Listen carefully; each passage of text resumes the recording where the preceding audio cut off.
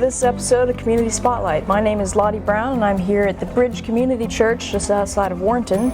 I'm here with Jill Chickowitz, who is the keynote speaker for To End the Stigma. So tell me a little bit about your story and what brought you here.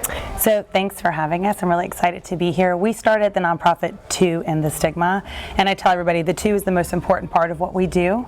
I lost my twin brother Scott Zabrowski to fentanyl poisoning. It's been 8 years, and as a family that knew nothing about fentanyl and substance use disorder, I made a vow to educate myself, raise awareness, end the stigma and shame that surrounds the disease of addiction, and then also warn people of the dangers of fentanyl and the opioid crisis itself. All right, so tell me about your organization, what it is that you guys do. So To End the Stigma is very multifaceted what we do. We do community events. We have a golf tournament coming up, Fairways for Scott. I have my annual event, A Night for Scott. But we also do community days. We do Save a Life for Scott, which is Narcan training as well. I am partnered with the U.S. Attorney's Office, and there's a program called Silent No More. We do prevention education in schools. So we really feel like talking to children about the dangers of fentanyl, but also trauma. I focus on an emotion wheel and tell how people, trauma is so important that it's the catalyst for a lot of reasons why people go down the road of drugs and alcohol. We do a lot of work with schools, but it's also, people don't realize the Chesterfield Recovery Academy, where I live in Chesterfield, Virginia, has the first recovery high school in the state of Virginia. We've been working with them for 4 years. We have 3 new ones opening up: Loudoun County, Waynesboro, and Virginia Beach. So we focus on the stigma and the shame and try to end it. We have community events, but we also work with children because we want to get to the root of the problem before it gets worse in the families. So what's on the program for today? What are you talking about today? So today's event, we're really excited to be invited to join everyone here. It is called War on Fentanyl. And I don't think people realize there truly is a war on this country with fentanyl. And what we have learned and what we know, it's really important that we share the information. When my twin brother Scott died, I did not know what fentanyl was. I thought it was a sleep aid. So for me to have to go through, and a lot of people battling substance use disorder, it's the only disease we blame that individual for having, right? So for me, I want to talk about the brain, the disease in the brain. So the people I have here today, I talk about my personal story, but I do have 2 other people here with me, and Olivia is with the U.S. Attorney's Office. She's a prosecutor. We have DEA agents that talk about what is on the front lines, what they're seeing, and then we have a doctor who talks about the disease of addiction and the way you can get addicted really just after 5 days of use of opioids. So it's a multifaceted program, but it's good for kids and adults alike. So if people are struggling with addictions, how can they get a hold of you and others that are interested in volunteering and getting involved? So ways to get involved or ways for us to support you. So it's toendthestigma.org, and I say it's the numeric number 2. It symbolizes my twin brother Scott that I lost. We're also a resource referral agency. So we will place you with treatment no matter your age or what's going on with you. We also have community events. We love volunteers because when you bring the community out, you end that stigma and shame. We normalize the need for help. So it's so critical that we come together as a community to help those that are struggling and their families. Good afternoon. I'd like to take this opportunity to welcome you to the Bridge and be on behalf of my husband, Pastor Greg Hackett. He would also like to thank you for joining in this effort here, and you are so welcome to be here. We feel very honored that you came today and that you are here at our church. And so could we stand, please? And I would like to open in prayer. Father God, I thank you for this opportunity that we as a community to come together in your house, to be able, Lord, to speak to one another. God, to be able to learn from one another. And also, Lord, that we can give hope and information to those, God, that are in need, those that are struggling with addiction, those, Lord God, that may have family members, Lord, going through a crisis in addiction. God, we thank you for all the representatives that are here today, God, to distribute hope, and also, Lord, to distribute, God, just information and tools needed. And Lord, I pray your blessing upon each speaker. And God, may we honor you and glorify you this day. In Jesus' name, amen. Amen. And you are welcome to be seated. At this time, I'd like to introduce to you Bill and Kim Weiser. Bill and Kim lead the group here at the Bridge called Restore Fauquier. Please welcome Bill and Kim.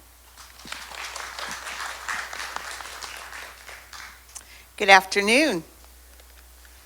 So Bill and I would like to share with you some of the War on Fentanyl statistics. Approximately 11% of veterans who visit a medical facility run by the Department of Veteran Affairs for the first time have a substance use disorder, SUD. Here are some statistics on substance abuse in veterans, keeping in mind these are only reported cases. More than 80%, nearly 900,000, abuse alcohol. Nearly 27%, about 300,000, abuse prescription and illegal drugs. About 7%, almost 80,000, abuse both alcohol and illegal drugs. In 2018, 45,000 veterans were diagnosed with an addiction to heroin. In 2018, 41,000 veterans were diagnosed with an addiction to painkillers. Veterans are most likely to misuse hydrocodone, such as Norco and Vicodin. Counterfeit pills are being laced with fentanyl. As little as 2 milligrams of fentanyl can be potentially lethal dose for most people, which is equivalent to a few grains of salt. Its potency makes it extremely dangerous, especially when mixed with other drugs or in counterfeit pills. There were an estimated 72,776 fentanyl-related overdose deaths in the U.S. in 2023. It's important to know that at any given time, the VA is helping a couple hundred veterans in D.C., Virginia, and Maryland break their addictions. But according to surveys, what keeps veterans from seeking help? It's the fear of being stigmatized or looking weak.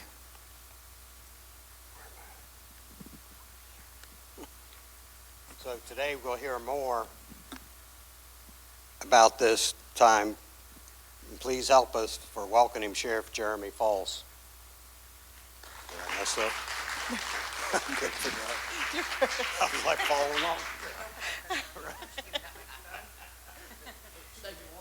I appreciate that. That's all I need. Well, good afternoon, everyone. And first of all, I just want to thank each and every one of you as the sheriff of this great community that we are part of here in Fauquier County. I'm very honored to be in this position, very honored for the invitation to be here. And as a representative of the men and women of the Sheriff's Office, our protectors of peace in our community, I just want to thank you for letting us be part of this. We live in such a great community. You know, I don't want anyone to ever think or ever feel or develop complacency for what goes on in communities. Whether it's a neighbor, a friend, a family member, we have been impacted somewhere along the line by what we're talking about today. Whether you want to admit it, whether you want to acknowledge it, or whether the person ever tells you about it, be sure to and understand that it does affect our community. It has affected our community. And we as the sheriffs at the Sheriff's Office, we continue to do our part through prevention, through education, prevention, and of course, unfortunately, at times we have to do the enforcement piece of it, which is not something that we want to do, but sometimes we have to do it in those cases. So why are we here today? I think part of the reason why we're here today, right, is the education, because we can't do it alone. The Sheriff's Office, law enforcement cannot handle this, cannot tackle this alone. We need each and every member of our community to be fully engaged in whether that could be through education, which we're getting today from our fabulous speaker, which then you can carry out into the community for prevention purposes. Because what you could take to your family, your children, your grandchildren, your neighbors' kids, your friends and other relatives, is that understanding that these individuals that are dealing this poison, they don't care about you. They don't care about our community. We have to care for our community. So that's how, and that's my request from you today, is that you go out as being educated today and help us do some of that prevention. Because what we do from the prevention aspect of, we have 4 detectives that are assigned to our Blue Ridge Gang and Narcotics Task Force here with our state police here in Culpeper. Those individuals are out there doing everything they can to help prevent that poison from entering our community. And each and every day, they're taking a very small chunk out of the problem, out of the situation. And we're continually trying to work with our state and federal partners to track it back. Where is it originating from? Where is it coming from? How's it getting in our community? And we continually to work with all of those partners to try to help reduce and eliminate, hopefully, the poison from entering our community. We have been very fortunate over the past several years. Probably about 8 to 10 years ago, we saw a significant increase or significant number of opioid-related deaths in our community. We came in 2016, for many of you probably remember Sheriff Mosier, and we really tried to do what we could do to help be part of the community and help solving this. And unfortunately, as I speak to you today, from January of this year, we've only had 1 opioid-related death in our community. 8 opioid-related overdoses. 1 too many. That's 1 too many. And we will continue to do what we can do to help fight that. And just being here, part of this today, is something that we really appreciate from the community standpoint and being engaged. So what are we seeing in our community today? Are we still seeing opioids in our community? Yes, we're still seeing in our community. On the reverse, though, we're seeing probably about 20 years ago, we're probably connecting back to what we've seen back then. We're starting to see an increase of cocaine and methamphetamines in our community and across the Commonwealth. Unfortunately, what these individuals who claim to be chemists, pharmacists, or whatever they claim to be, they try to mix this stuff together, and they try to mix in a little bit of fentanyl, carfentanil, and all these other things that do nothing but to harm us. So we have to be able to understand that whatever the narcotic is, they're trying to just put a little bit in each and everything to continually funnel those narcotics in our community. So we know that's out there. We know we will continue that fight, but we have to continue to do the education and prevention. We'll work with you on the prevention and, of course, the enforcement. Right now, across the state, across the Commonwealth, the Secretary of Public Safety, they've been doing a fantastic job with really putting resources into help fighting this across the Commonwealth. And we've seen a significant decrease, I believe, directly related to those initiatives that were started probably about a year ago. And we're getting ready to kick off another initiative in the beginning of October through the Secretary of Public Safety's office as well. So we'll be part of that with our task force, and we will continue to make that fight. So I just want to thank you all for being here. You didn't come here to listen to me, I can tell you that right now, because this isn't my thing. You came here to hear this lady. So Paula came to me, and she said, "Sheriff, I need some help." And she told me what she needed. And I'm thinking, oh, how am I going to pull this one off? Well, y'all remember the show, right, where you get to phone a friend. Well, luckily I had a friend to phone. I don't know if she owed him a favor or what, but we were very fortunate through a mutual friend. Some of you probably know Mr. Sean Polster. He himself was a very big proponent when he was an elected official here in the town of Warrenton several years ago. So, and of course, he's working down in Richmond now. But I phoned a friend, and he says, "I got the perfect person for you." And I said, "Well, I don't know if she knows that, but But we connected. We had some texting and some phone calls back and forth, and we were just very fortunate to be able to get her here today. I'm not going to go through her resume. I think Wendy did a great job of that. But more importantly, I think you're here to hear her story and how it impacted her and her family and her community. So it does me great pleasure to introduce to you all the keynote person today, Miss Jill. Do that last name. You Chickowitz, you said it. Great job. I know how to say it. Yes. All right, thank you, Sheriff Falls and Paula Mullins and the Bridge Community Church and all the partners here today. We're really excited to be here today. We're actually just came from Richmond, so we had a nice little drive here. I am going to dive into my personal story in a little bit, but what I'm going to show you today is I brought some friends of mine, some team members, and some partners of mine. We do prevention education in schools called Silent No More, and it's through the U.S. Attorney's Office, the DEA, and myself. So it's a multifaceted program that tells you the family side, the prosecutor's side, the drug enforcement side, and then a doctor that tells you about the actual disease. Because addiction is a disease in the brain. It is the only disease that we blame an individual for having. There's no other disease that we say you did this to yourself but addiction. So we're here to end that stigma, to tell you how easily my personal story, but not just mine, there's so many families that have been devastated by this crisis, and this is a real crisis. We do need to be alarmed. We do need to be diligent. I appreciate you guys talking about veterans. I'm an Army brat and an Army wife, and 2 of my team members here are both veterans. So they're very close to our heart, and we're really grateful for that. So I am gonna let the rest of the program start. I will be back up here to tell you more about my personal journey and what brought us here today. So thank you, I'll be right back. Knee surgery. They kept prescribing it, so I kept taking it. I didn't know it would be this addictive. I didn't know how far I'd go to get more.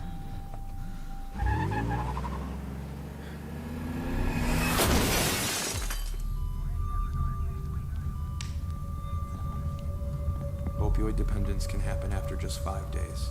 Know the truth, spread the truth.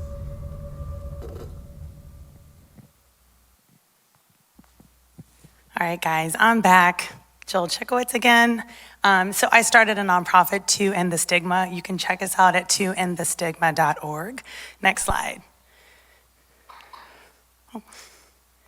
Okay, so I've done a lot of things.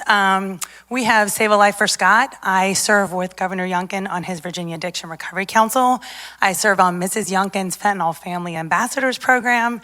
I have an annual event called A Night for Scott in Richmond. I have a golf tournament, Fairways for Scott, next month.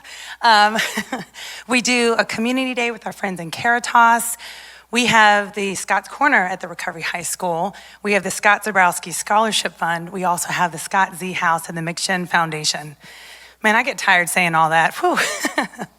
So you guys are thinking, who is Scott? Why has she done so much in his name, right? Next slide, please. So before we get started, I know Olivia did a fantastic job, but before we came in here today, who had heard, raise your hand if you heard about fentanyl. All right, my little people back there. Have y'all heard about fentanyl before today? Kind of, okay. So we want every hand to go up when we say that. I want every hand to be like, yes, I've heard about fentanyl.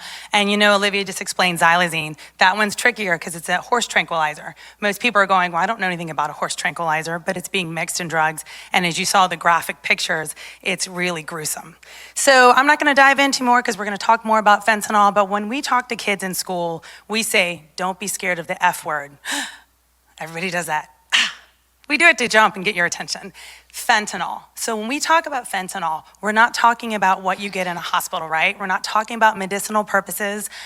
They'll put it in IVs, they'll do it for really car accidents, things like that. What we're talking about are these pills that you're seeing on the street, these pills that are looking like the real thing, but they are not, they are illicit pills. So I'm gonna ask you guys this. Anybody in here have anyone die from fentanyl? So that is where I want your hands to be down. And ultimately, every time I say it, the whole room's hands go up. So we all know it's devastating. Like Olivia said, doesn't matter who you are, doesn't matter where you came from, doesn't matter anything. It's hitting all of us, it's coming fast, and it's coming quick. Next slide, please. All right, I'm gonna take you on a journey with me. This is where it's fun with kids in school. All right, who remembers the 80s in this room? Yes, okay. Again, my little people back there are like, what are you talking about? You guys watch Stranger Things? You know, that's in the 80s, that show on Netflix. So I tell everybody, I'm an 80s baby, right? This is the Zabrowski family. We were also known as the Z Bunch. We had the station wagon, had Z Bunch on the license plate. Y'all remember the station wagons? Those were the bomb. So this is my family. This is my dad, my older brother, Tony, my sister, Sarah. That's me who looks like Little Red Riding Hood. My twin brother, Scott, and my other brother, Brett.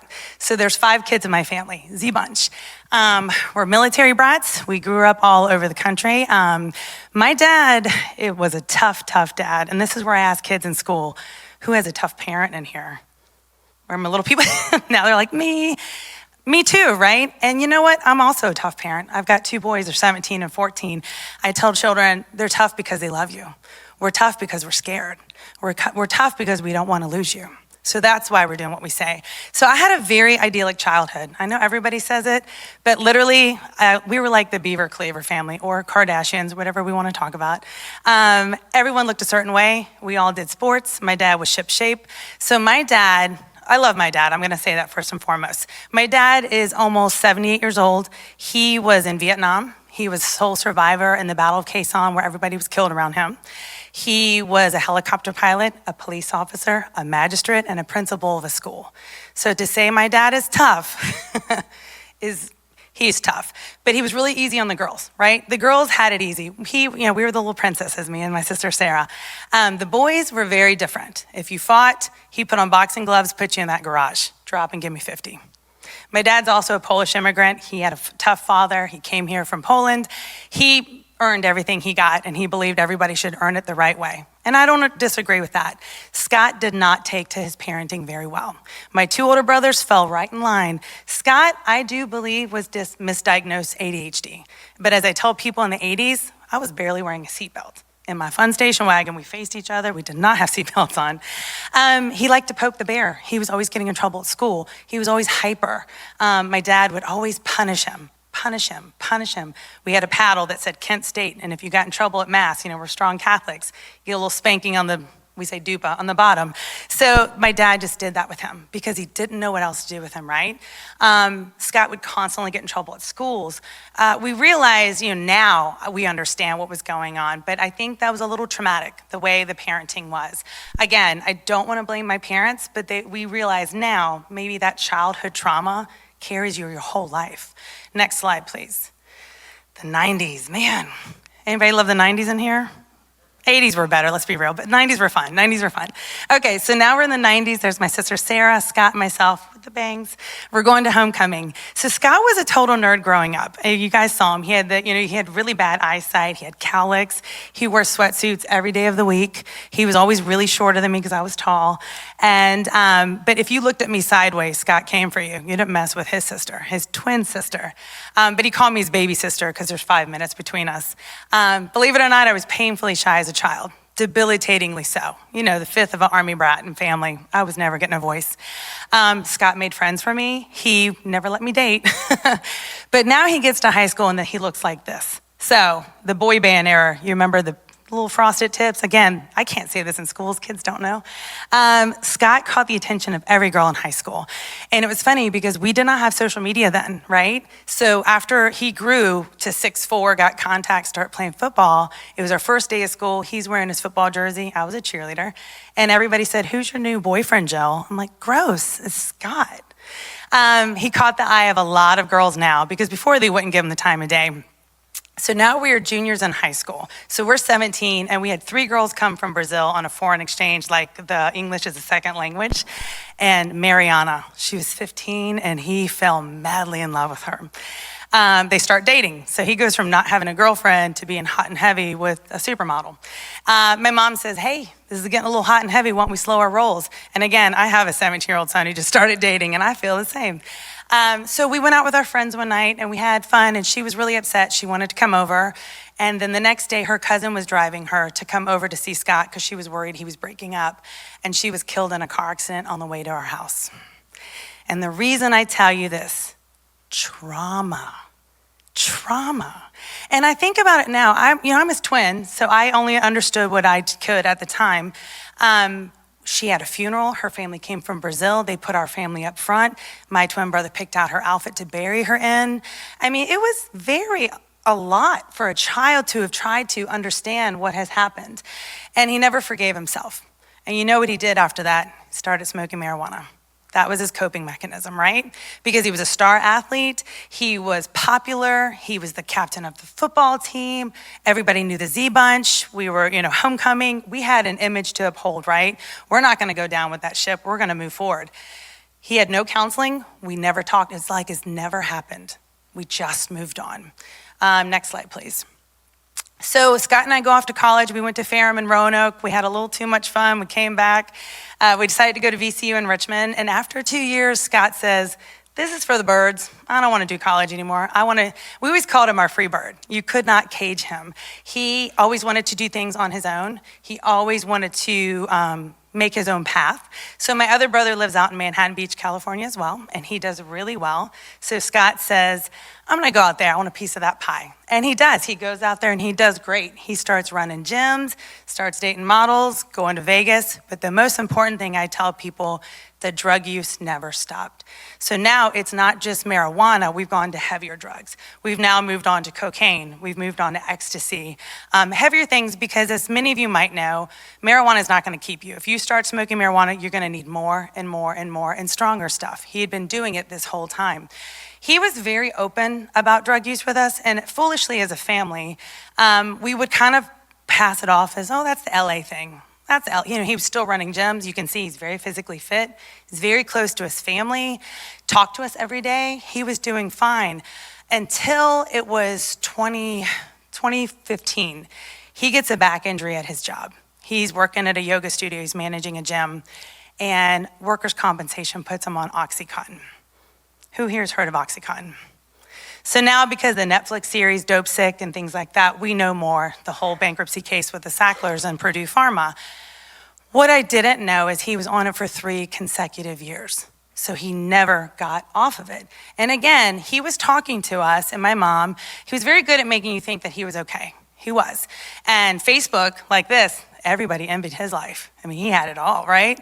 But when I would talk to him, I would realize, so my husband, we were active duty for a long time, and my husband would do 12 to 18-month tours, and he did 5 of these. So I was alone with my children in Kansas and New York and North Carolina with no family.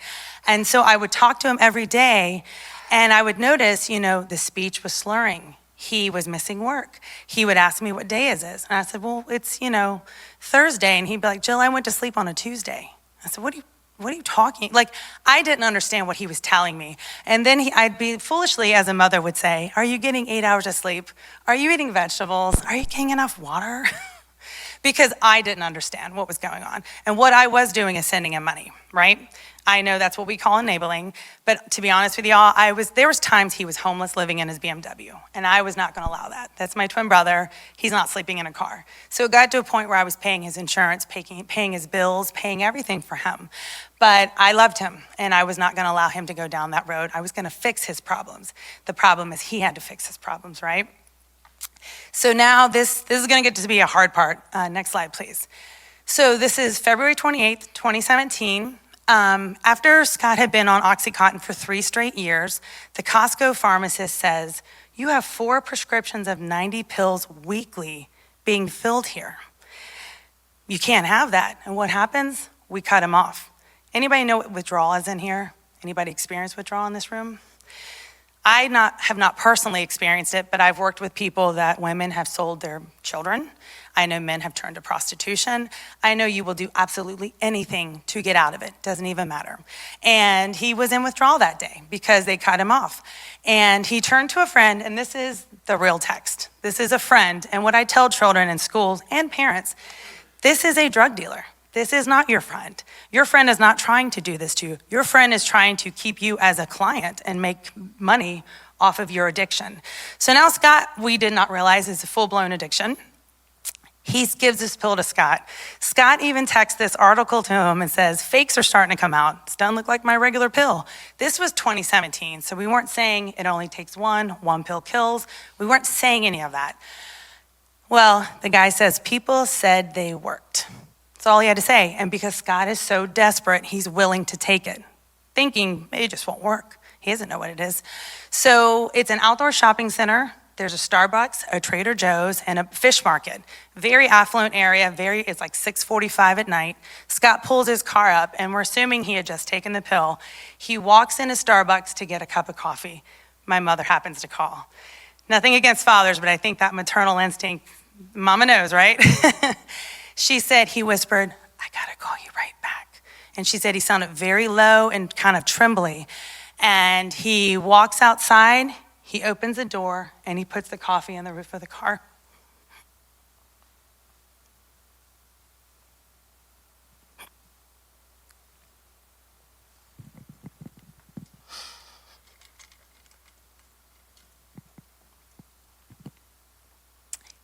He falls to one knee and he stays kneeling for 20 minutes. And no one helped him. Nobody called 911.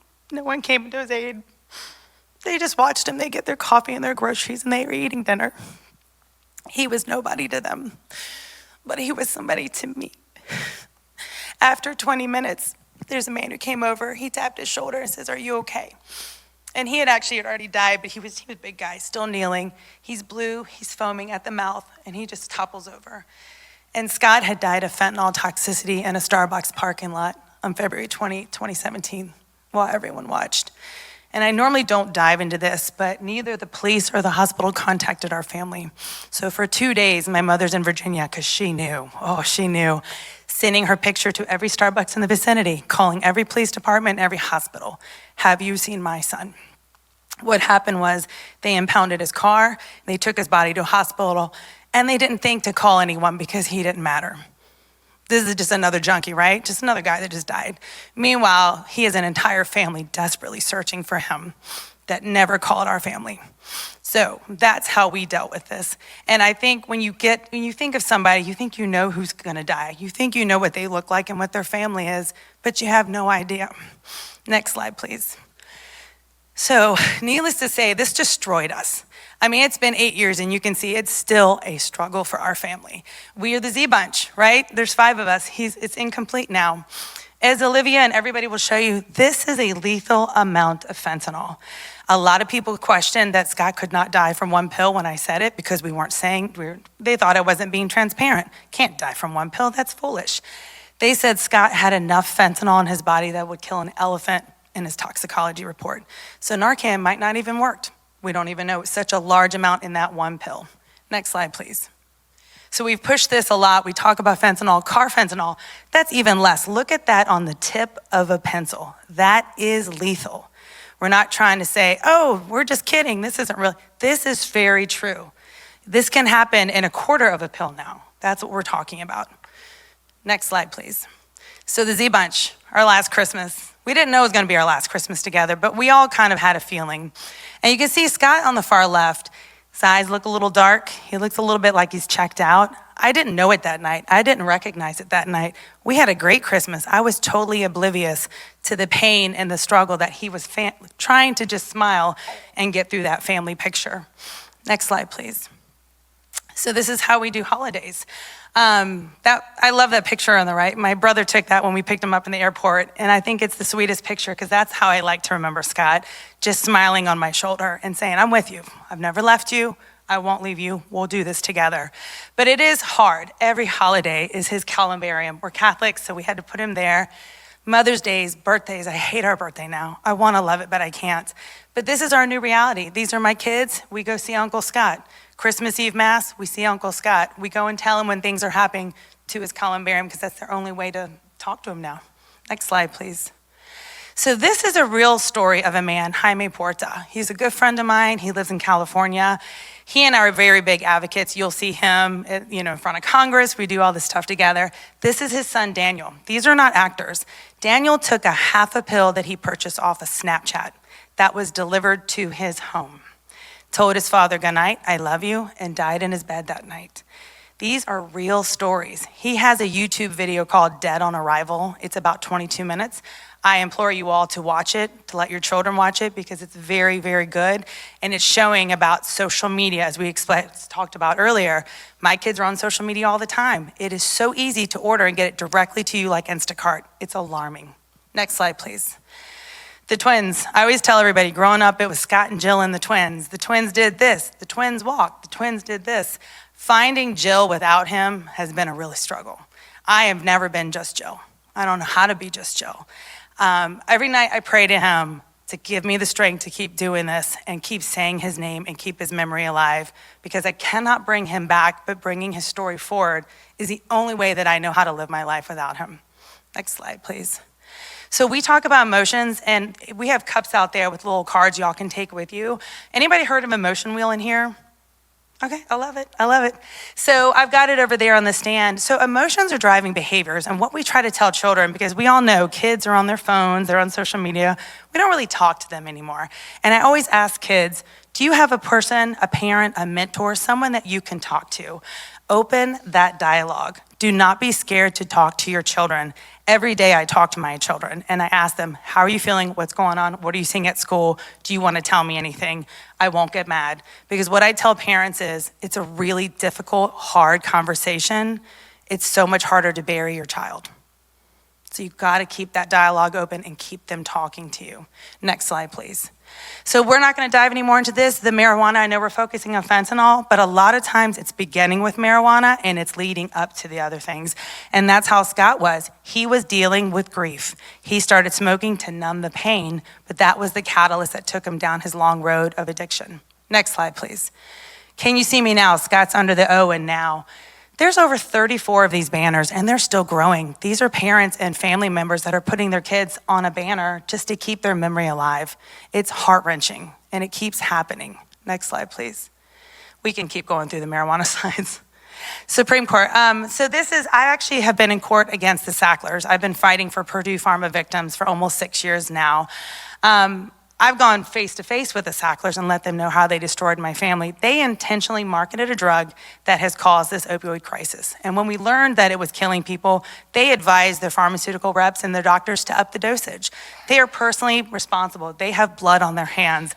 We have been fighting. To this date, victims have received nothing.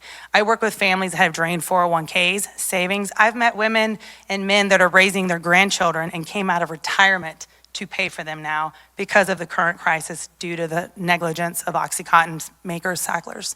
Next. So yeah, that was me in court. I snuck a picture I wasn't supposed to, but facing the Sacklers and Judge Drain, and just let them know what they did to destroy my family and to destroy this country. I will say they didn't care, and in fact, one of their lawyers said, why would we give the families money when all they'll do is spend it on drugs? That is what they said, verbatim in the courtroom. Next slide, please. We can keep going through this. Next slide. Keep going, next slide. So I've really started working with Chesterfield County Jails. We're doing a very progressive with Sheriff Carl Leonard in Chesterfield. He's rehabilitating them while they're incarcerated. Most of them have drug-related crimes. So it's been really wild. I go in there and I work with the DOC, and just getting to talk to people that are incarcerated, they're just you and me. We're all humans, right? We've all made mistakes. We've all paid the price, some more than others. But it has been so profound to get to go and talk. I bring my children. I never knew I loved jail so much. It's like I'm on a tour now. It's really fun. My friend said she's going to make me a shirt with my tour dates in the jails. But I really enjoy it. I probably get more out of them than they do me because they talk about their trauma. And a lot of them just grew up like I did. We just went down different paths, and that's all it was. They're still humans. They're still people. Next slide, please. We can keep going through that. These are just a lot of the work with Suzanne Yunkin, who is amazing for our state.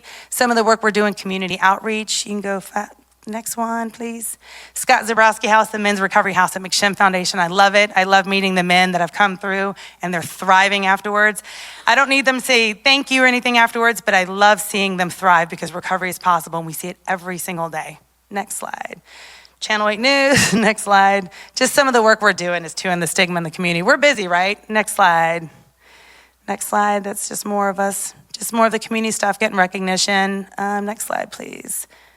Yeah, keep going.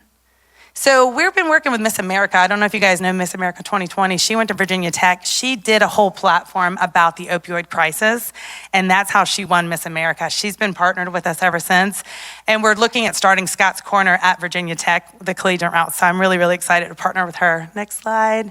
Ken Oxendine, I don't know if you guys know, he also went to Tech. He played in the NFL. He's a big partner of ours, and he's come on board too. So next slide. working on the Virginia Addiction Recovery Council. These are my boys. I keep incorporating my children. That's what I can't say. My kids, they would be here today. They had a late football game. Keep bringing your kids around, talk to them. Keep incorporating your children and your families. Next slide. So this was really cool. This was Mrs. Youngkin. This was just last week. She came to visit us at the Recovery Academy. We have the first Chesterfield Recovery Academy in the state of Virginia. We are opening 3 more in Virginia Beach, Loudoun County, and Waynesboro. Next slide. We actually brought a BBC documentary crew to talk to these children. These children are 14, 15, 16 years old. They have already gone through rehab, and now they're in a school to try to get their diploma. So they're fighting for their recovery. Next slide. Just some more work we're doing with the U.S. Attorney's Office. Right Help right now with Governor Youngkin's been amazing. I love what he's doing for the state. I tell everybody, politics aside, it's not a left or right thing, it's a human type thing. That's what we need to keep doing. Next slide. We've gone to the DOJ with Trump and Pam Bondi. Again, I don't care about whose politics, I care about our country and our state and saving lives. Next slide. Silent No More, we have more information if you guys want us to come to the schools. We work all over the state and they will dive in a little bit more, but I will tell you, it's this, you're seeing it right now, but it's a little bit more interactive. It's the best multifaceted prevention education program I have ever seen for anybody to watch. Next slide. That's us, we're our DEA van doing our work. I love being part of this team with you guys. Just doing some more work in Scott's honor. So this is one I wanted to show you. Overdose deaths are coming down. So that's the good news is they are starting to come down. And I do believe having government, DEA, U.S. Attorney's Office, people coming together with grassroots organizations and community is how we keep doing this. It is possible, it is starting to happen. We have miles to go, but we still need to keep going. Next slide. You can go to the next slide, please. Get involved too in the stigma. You guys can talk to me more after this if you want to get involved with me. Keep going, next slide. Our golf tournament, next slide. So this is something I always like to lead with. So I love this quote, the good you do today will often be forgotten tomorrow. Do good anyway, Mother Teresa. All right, so I'm gonna ask one of you in the audience, maybe Kaylin, what's something good you did this week that you didn't have to do? Could be anything. Usually kids say, I took out the trash, I fed my dog, whatever.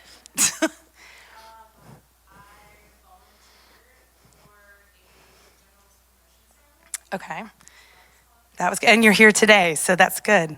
So I always ask people that, and then I say, what's something good you could have done that you didn't take that opportunity, right? Maybe you saw a small window and you're like, I should have helped that person.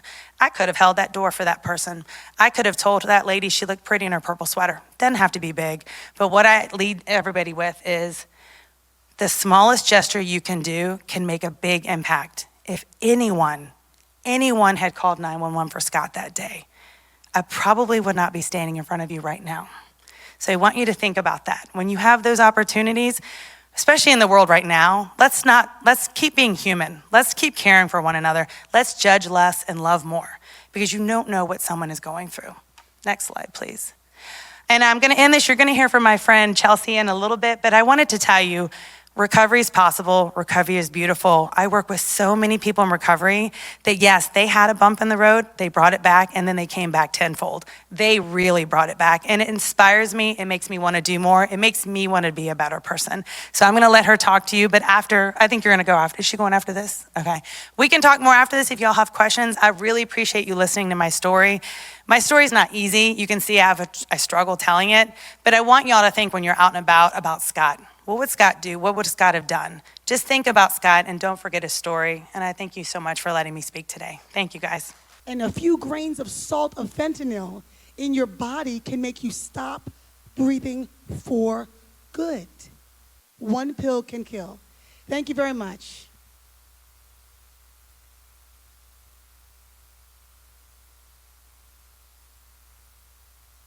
Hi, everyone. Whoa, that's loud.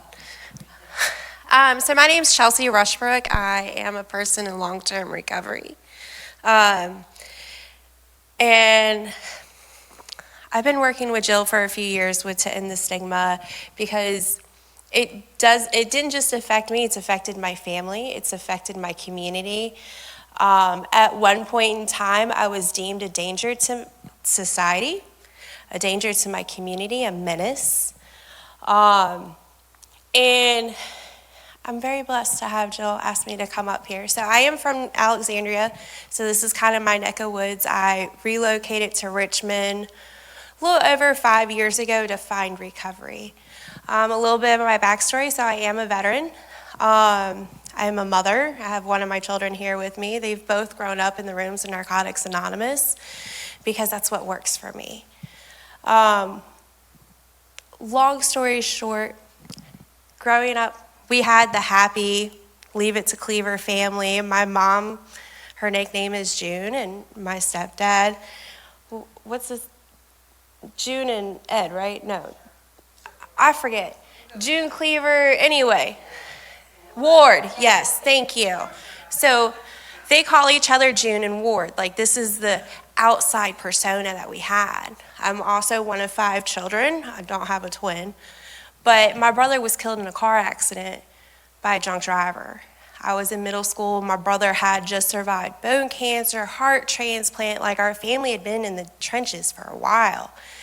And one night, car comes out of nowhere. He was on his way to his girlfriend's house, and when the car hit him, they went into an embankment, and he flipped into the back seat, broke his neck and his back in 4 places. The next day, he was deemed brain dead, and we had to take him off life support. I was 12. And that was kind of the beginning of the end for me. I started drinking alcohol at 13 because I saw the adults doing it, and I'm like, well, hey, like, they lost him too, and they're smiling. So I took the social cues from the adults around me, like, okay, if I drink alcohol, beer, whatever they're drinking and sneak it, like, I can feel happy too. Because my brother and I, we didn't have the best of relationships, but he was still my older brother, whether we had the same parents or not. Like, we have a blended family. Yeah, June and Ward got married before, and then they came together, and we had the Brady Bunch, right? He brought 2, my mom brought me, and then they had 2 more, and it was just a big, happy family. But one of my dreams probably one of my earliest dreams was to go to the Naval Academy and go into the Navy, just like my grandpa, because I wanted to be just like my grandpa. Like, he was my hero. He was my safe person. Before my mom got married, when she was dating, like, my grandpa and my grandma, they were my constants. They raised me, not my parents. Not my mom, not my dad, not my mom and my stepdad. Because, like I said, growing up, my older brother had cancer, and, like, I couldn't be around him because I was in elementary school and I had a lot of germs, and he was very sick. So, like, I lived at my grandparents' house. So that was my dream all the way up through high school and into college. And, like, during high school, I started experimenting with some drugs, but it wasn't that bad, right? Because I still had the grades, I could still get up, I was working, I was playing sports. It wasn't that bad. I had some oral surgery, got introduced to pain medication. Again, wasn't that bad because I didn't know what addiction was. I didn't realize that we had addicts in our family. I knew we had some people that drank too much, but we didn't talk about it. Well, yes, he went to jail because he got caught drinking and driving a couple of times, but it's okay, he's done his time. My uncle. This is the type of stuff that I grew up with. Like, let's just sweep it under the rug. It's okay. We just have to look pretty on the outside. So I kept it pretty on the outside while inside I was screaming. And it was hard. Hiding the fact that I was doing cocaine and buying Percocets and drinking every weekend, sneaking out through the basement door in the snow, and then coming back and, like, sweeping over my footprints with the snow. But that's the only way I knew how to feel normal, because we didn't talk about mental health. We didn't talk about the substance problems. We didn't talk about our problems. My brother passed away in a car accident. We didn't get therapy. We were told, okay, let's go to school, keep it moving, like, this person is gone now. And that's how I grew up for the longest time. Like, I just bottle it up. I'll feel it later, maybe, if I ever feel again. So eventually, I graduate high school, a little bit of a drug problem, but it wasn't as bad as what the DARE videos showed, so I was okay. Got into drinking really bad in my teenage years into my early 20s, and, like, again, my family was like, but you can still go to work. You're not drinking and driving though, right? I'm not drinking and driving. At least I don't remember if I did. And like, everybody's like, just put a smile on, just look pretty. So eventually I ended up getting into the military. It took me a couple years to get waivers done because I had a couple surgeries that had to go through all this bull crap. Anyway, I get in, and I'd been off of alcohol, I've been off of the drugs, like, because again, I wasn't that bad that I didn't need help. And like, I'd cut back my drinking, I'd stop using drugs, and I was making it. I was in 93 Charlie, so for those of you that were in the Army, like, that's just a small equipment repair, aka a glorified HVAC technician. I worked on refrigeration units, and I worked on air conditioners, and it was boring, but I could do it. And like, I never went overseas. Like, my trauma during service comes from sexual assault. And that was my cross to bear, right? That was what I hid from my commander. That was what I hid from my battles. That was just what I kept inside and what I carried. During my time in service, my grandfather died suddenly of a heart attack. And that was kind of the beginning of the end. I thought that I could handle it. And I was serving during the time where the mentality around mental health and substance use, like, I had one sergeant tell me, oh, you know, if you go to mental health, like, it's like going to a dentist appointment now. I'm like, no, because you guys still judge us. He's like, no, it's not that bad. Like, we look at it differently today. I was like, you look at it differently for the men, but the women are supposed to still have our stuff together, right? Because as a woman in the military, I had to do even more to prove myself. I couldn't admit that I was having depression issues, that I was sad, that, you know, some days I just didn't want to get up because I'd lost my rock. And it's been 10 years, and like, my grandpa still hurts. You know, my son, he's now 15. He was at home with my mom while I was active duty. His dad and I had split up. His dad and I used together for a really long time. So when I got my stuff together and I went in the military, he just kind of went off the rails because I was finally doing something. But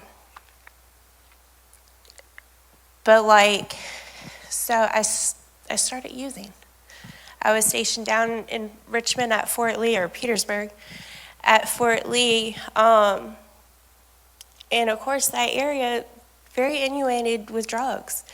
And I relapsed. It started with my trip home to West Virginia for my grandfather's funeral. I started drinking in Winston-Salem, waiting for my next bus. And I knew where to go down there because I used to work down there, and I went and bought a bottle of pills. And that was kind of like the beginning of the end for that. I came back from the funeral. Well, I showed up to his funeral completely wasted. My cousin and I had gone out the night before, and we closed the bar down. It was a private club. That's what we have in West Virginia. We don't have real bars. We have private clubs. And they don't close till 3 or 4 o'clock in the morning. The bouncer drives us to my grandma's house. I wake everyone else up in the house. I was belligerent. And by the time my grandmother was done screaming at me because I was being embarrassing and put me to bed, it was time to turn around and get back up. And I wake up to my father, who had driven 4 hours to come support me, and he has the most disappointed look on his face because I am hungover. No, I was still drunk. I could barely sit up to get myself dressed. My aunt and my grandmother had to get me dressed in my dress blues because we had to make it look all official, right? And be all put together and all pretty. Pretty little bow. Force-fed me coffee and was just like, all right, let's go. Got through the funeral, I get back, and my using just kept going. It went from me driving from Petersburg up to Woodbridge to purchase pills because I was of that generation of we bought inbox 30s, and that's what we called them. And I knew exactly where to go because once upon a time I used to sell my prescription before I went into the Army, allegedly.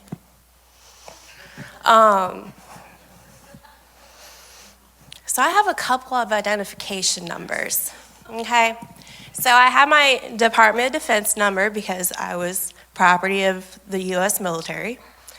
And then I get out, well, while I'm still in, then I get a CID number because I was under investigation for selling heroin on Fort Lee, which I actually never did. I really didn't do that. But we really didn't do that. I didn't anyway. But we had a heroin problem on base, and they saw me with needle marks and said, "You're bringing this on base." And I said, "I guarantee you I'm not." It's like, go ahead. I submit a UA. What comes back are my medications because I am prescribed the Roxy 30s and muscle relaxers. And I was using my Roxy 30s intravenously, and that's what they caught me with. Did they offer me treatment? No.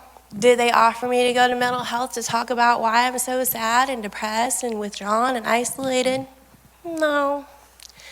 Did they push me through to my next duty station? Yeah, because they didn't want me to be their problem anymore. And I did. I went on to Fort Meade, and it continued, because Fort Meade's in Baltimore. Whew, more drugs, more accessibility. I also knew where to go up there. Long story short, I was asked very nicely to leave the United States Army because I was no longer the soldier that they wanted me to be. And I said, okay, we parted ways. Do I get benefits? Absolutely not, because I messed that up, because I wasn't willing to advocate for myself and talk about my assaults that happened during service and like all of that. So it all just came back on me. I left. I couldn't get a job because I didn't get a dishonorable discharge, but I didn't get an honorable one either. And everyone was looking at that. So I couldn't get a job, so I went right back to what I knew what to do. I allegedly went right back to what I knew what to do. And I started picking up packages from Philadelphia, allegedly, and possibly distributing cocaine, allegedly. So back to those ID numbers. I also have an FBI number. I have a DEA number. I have a Virginia DOC number. And I have a local Prince William County number. Because those are all the agencies that ended up investigating me in the 2 years after I got out of the military and let my life go to crap. I was under investigation by Prince William County Gang Task Force, their narcotics unit. I was under investigation by Fairfax County Narcotics. And at the end of the day, they just didn't know who I was because they had photos of me with some cartel members, some Aryan brotherhoods, some other gang members over here, and some other gang members over here. And they're like, how are you able to get all these races to interact and like there not be issues? I'm like, because they only want one thing. And it's not world peace. I was like, they just want to get high. Because that's all we wanted. At the end of the day, we just wanted to get high and get ours. So I ended up going to jail a couple of times. I've done my time. I got arrested at one point. They charged me with 11 possessions, 2 distributions, 1 manufacturing. They accused me of manufacturing M30s. Did not have a pill press, did not have any powders to make this possible. That's what they accused me of. And I'm like, I don't think so. I'm like, I have a straight prescription for them, right? I was able to beat most of the charges. I had a wonderful attorney, but I also did participate with the FBI on sex trafficking because I was trafficked during a majority of my active addiction across state lines by force. And that's not really a part of my story that I share a whole lot because I know it can be re-traumatizing to other people, so I tried to avoid it. But I did, and I participated. I gave up the people that had kidnapped me and took me across state lines, and it did help me in the long run on my own personal charges. I had to go back to jail a couple of times before I got my life together, but finally, on November 16th, I was arrested 1 year after my youngest it was a week after her first birthday, and I was told I couldn't come to her birthday party because, Okay. Oh, sorry. Got you. There we go. Okay. And I don't know. Can you hear me? Okay.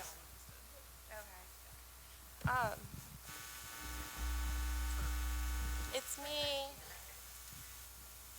I don't have any metal in me though. Hello. Okay. Squirrel. Heather, where was I? Oh. Thank you. Thank you. And I get arrested the next day, and my clean date is November 17th, 2019. This time, I didn't ask for a bond hearing. I didn't ask to get out of jail. Like, I sat there and I redid all the programs that I had already done because I'm like, I'm missing something. Like, what do I do differently this time? The biggest thing I did was I sat down and I shut up. And then I was like, okay, let's find me a program. And I found the McShin Foundation down in Richmond through my mentor, who also was investigated by the DEA and was part of Chasing Dragon and that whole pill takedown. Yeah, no, she was like one of the higher ups in that one, and was one of the people that was arrested. And it's like she's the one that took me under her wing and taught me how to live differently, and I changed. So I went to Richmond. Thank you. I went to Richmond and I jumped into service work. I went to all the meetings, I did all the things, but in the back of my mind, I just still had to make it look pretty. So I just started doing all the extra things. So since coming into recovery, I'm working on my 3rd degree. I finally finished my associates from Northern Virginia. I got a career studies certificate for counseling, and now I'm working on a bachelor's in psychology, and I work at Central State Hospital with people that are still going through the justice system and just happen to have a little bit of extra needs. And it's this is what I've focused on this is my passion. My passion is justice involvement and helping people do better for themselves. Being that ear that I didn't have, being that person that I didn't have going through all these struggles. And yeah, Jill has been instrumental in the Richmond area in making a lot of change, and it's programs like these and events like these that we get to share our voice that really makes the difference in the communities. Thank you.